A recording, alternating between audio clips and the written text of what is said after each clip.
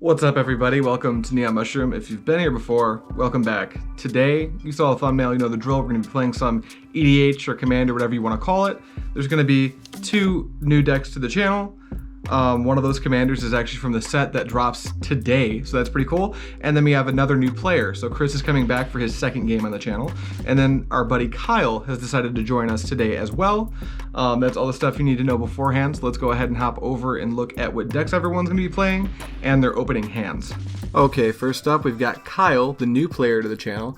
He's playing his Queen Marchesa deck and keeps a 7-card hand, including Boros Guildgate, Command Tower, Plains, Zancha, Sleeper Agent, Marchesa's Decree, Assemble the Legion, and a Sorin, Grim Nemesis.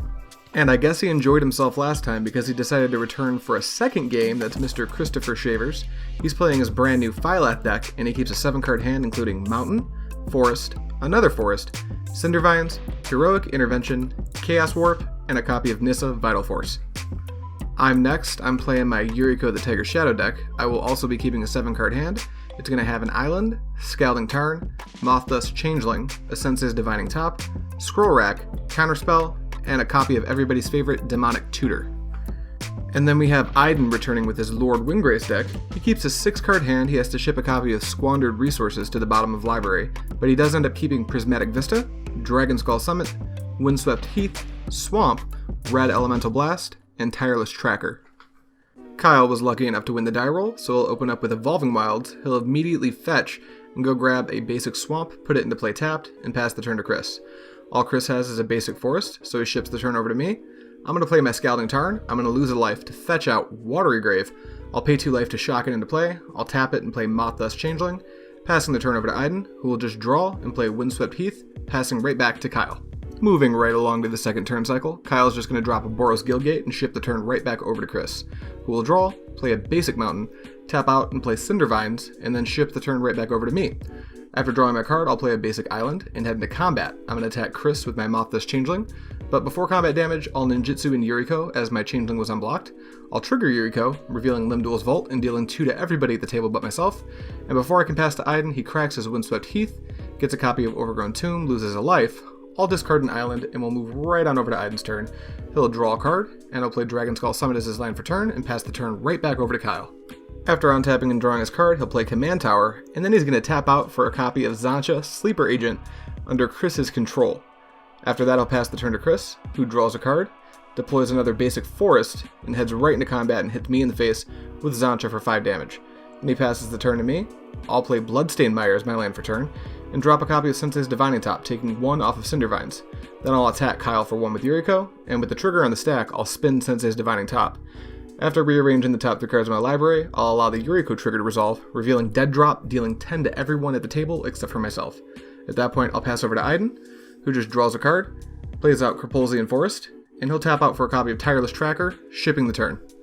Moving into the third turn, Kyle will draw his card, plays Swamp as his land for turn. He's going to tap out for his commander. He'll become the Monarch and draw a card as his end step, but before he is able to pass the turn, Chris is going to Chaos Warp his own Cindervines.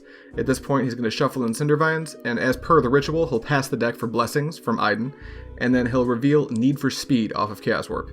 At that point, he'll go ahead and move to his turn, untap, draw his card, and then he's going to tap 3 mana and activate Zancha, losing 2 life. He'll draw a card off the Zancha, play Shatterskull, the Hammer Pass as his land for turn tapped, and then he'll head into combat and hit me for 5. At that point, he's got no other plays, so he'll pass the turn to me.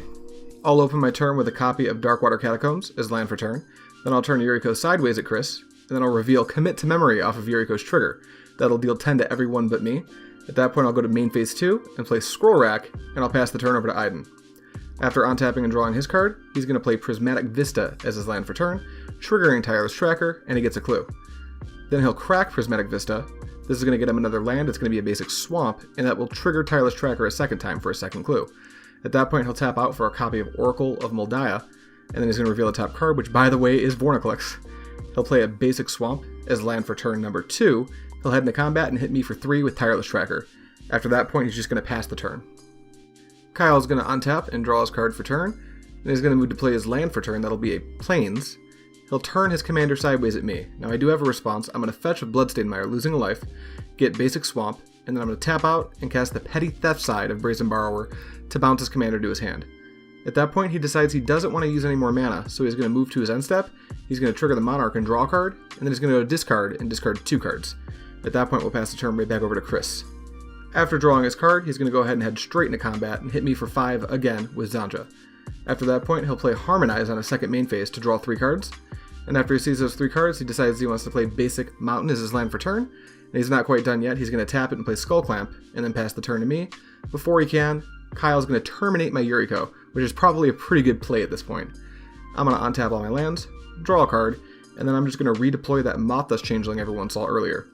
At that point, I'm going to tap 2 more lands, and I'm going to cast Demonic Tutor. I'm going to search my library for a copy of Morphic Pool, and then I'll go ahead and put that Demonic Tutor in the grave, play Morphic Pool as my land for turn, and I'll just pass the turn right back to Aiden.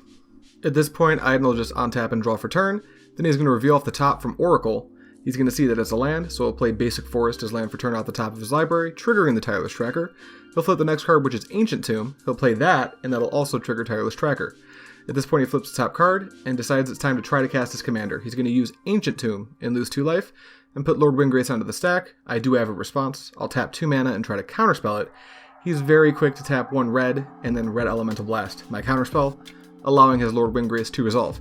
At that point, he'll minus his Lord Windgrace for 2 more lands out of the graveyard, triggering Tireless Tracker twice, and move to combat, hitting me for 5.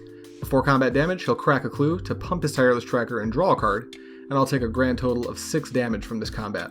After that, he's just going to try to pass the turn to Kyle. Before he can, he'll activate Zanja to draw a card, dealing 2 to Chris, and then I'll untap and draw his card for turn. He'll just play Rogue's Passage as his land for turn, and tap 5 mana for a Divinity of Pride, which is actually only a 4/4 here. He's not used to being at 17 on turn 6, I don't think. We'll move over to Chris, who's just going to play Mina and Den, and then he's going to tap 1 mana, and he's going to equip Skull Clamp onto his Zanja. At that point, he'll head into combat, and he's going to go ahead and attack me for 6 with Zanja. That's going to drop me all the way down to 5. At that point, he'll pass the turn to me, so I'll untap, and I will draw my card for turn. I'll lead with Shizo Death Storehouse as my land for turn, and I'll head into combat, turning Mothus Changeling sideways at Aiden. With no blockers declared, I'll ninjutsu in Yuriko for Mothus Changeling, and we'll go to damage. I'll deal 1 damage, but with Yuriko's trigger on the stack, I'm going to activate Scroll Rack. I'll set aside 5 cards from my hand to draw 5 from the top of my library.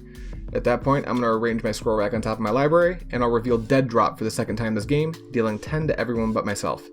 After that point, I'll just play Invisible Stalker, and then I'll pass the turn right back over to Aiden. Aiden's going to untap a whole crap ton of lands, and then I'll go to draw for turn, and that's going to be Strip Mine. We know this because of Oracle of Moldiah. Then I'll flip the top card. At this point, he's going to tap a whole bunch of mana, and he's going to cast Ob Nixilis, which is particularly dangerous, as his landfall trigger deals damage. He has multiple land drops. He's going to play Lake of the Dead, and with that landfall trigger, he's going to deal 3 damage to me, bringing me down to 2. He'll sack Swamp off of Lake of the Dead. Then he'll fetch with Prismatic Vista, going to 2 life, and he'll go get Forest, using the landfall trigger to kill me. Both of these landfalls do trigger Tireless Tracker as well. At this point, he's going to play Strip Mine as his 2nd land for turn, and that's going to trigger Ob Nixilis. He's going to target Kyle with this trigger. Then he's going to Strip Mine Kyle's Rogue's Passage. After doing so, he's going to activate Lake of the Dead, sacrificing another Swamp to make 4 black mana. He'll tap his Forest to add a green to that, and then he's going to cast Splendid Reclamation. Now we figured out why I put all those lands in his graveyard. He gets 4 landfall triggers and wins the game with Ob Nixilis. It's not every day you see a Lord Windgrace deck winning on turn 6. Things happened in the game that allowed that to happen, and that's what we're going to talk about here. Just kind of a retrospective look at how the game went, and maybe we'll just talk about how everyone's game plans were executed, and maybe highlight some stuff that wasn't that obvious. Maybe it was obvious to you, I don't know. I'd like to start with Chris and his Phylath deck, the new commander that comes out today, actually. I believe you can pick up your product just regular from your LGS today. Pre-order was last weekend, so I think that's got to be correct. That's not the point. The point is Phylath. Chris's deck didn't really pop off the way I think he wanted it to. The game was pretty quick, and this wasn't obvious from the edit, but he spent most of his game looking for land drops. So like when he activated Zanja to draw a card, he actually needed that land drop to make his 4th land drop, which kind of sucks because he did keep a 3-lander, but he didn't really have any ramp. So there wasn't a lot to say about Chris's game plan. The Cinder Vines could have been really good if the game had gone a little bit longer, but he did have to Chaos Warp it. I believe his goal was to go ahead and hit a land off of the Chaos Warp, and it did not happen. Luckily, I don't think he missed a land drop until the very late game, but nothing big happened from Chris, unfortunately, this game. We didn't even see his commander come down, but we're going to have some more games with Phylath, so keep that in mind. And then I'd like to talk about Kyle a little bit. He's a new guy to the channel. What he did with just the Zanja Sleeper Agent is the reason that I probably didn't win the game. I think Zantja must have dealt a grand total of like between 15 and 20. There was a skull clamp, so maybe like 21 damage to me in that game. And I really couldn't do a lot to stop it because Zantja is very efficient. It's just a 3-drop. Mix that with the fact that he did have the, what's the name of that keyword?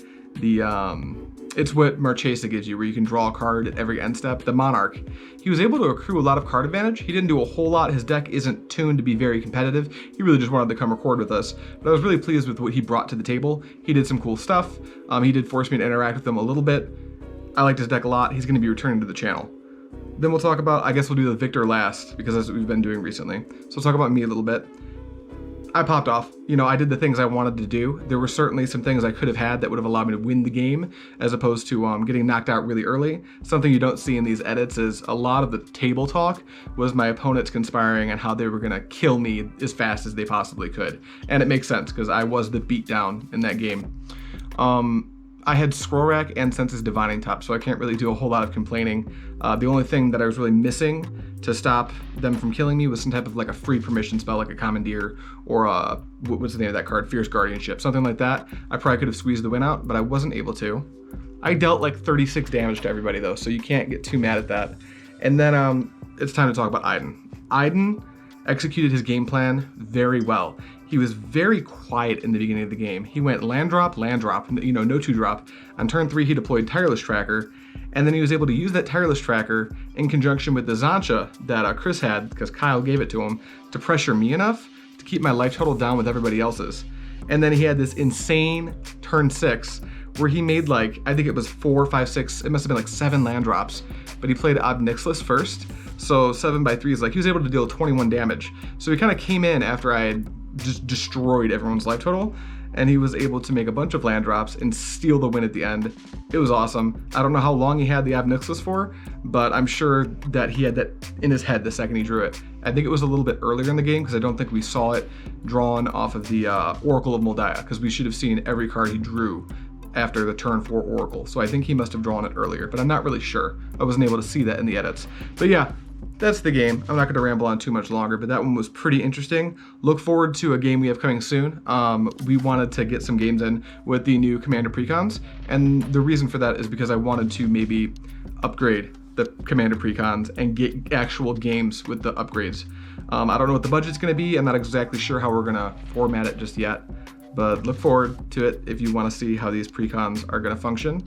I think we'll probably end up getting like 2 precons from another, like maybe the this year's Commander Precon stuff, so maybe we'll get 2 of the precons from that set of precons, and then these new precons from Zendikar, and try to play them against each other. I think I just said the word precon like 20-25 times. So that said, that's going to be all for today. Thank you guys so much for watching, and I will see you next time.